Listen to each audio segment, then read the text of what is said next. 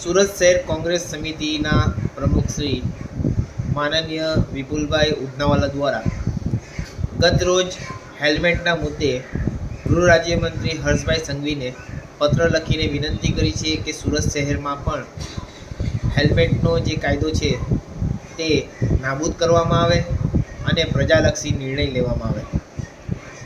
આ પત્રને હું સંપૂર્ણપણે સપોર્ટ કરું છું અને અમારા વિસ્તાર એટલે કે 167 સુરત પશ્ચિમ વિસ્તારના લોકો વતી પણ હું ગૃહ રાજ્યમંત્રી હર્ષભાઈ સંઘવીને વિનંતી કરું છું કે આ કાયદો નાબૂદ કરવામાં આવે। ખાડાઓ છે એ ખાડાઓ પૂરવા માટેની કામગીરી સરકાર દ્વારા કરવામાં આવે। ખાડાઓની અંદર પટકાતા લોકો અકસ્માતનો શિકાર બની રહ્યા છે, એટલે જ્યાં સુધી રસ્તા નહીં ત્યાં સુધી હેલ્મેટ નહીં તેવો કાયદો અમલીકરણ કરવામાં આવે તેવી હું વિનંતી કરું છું।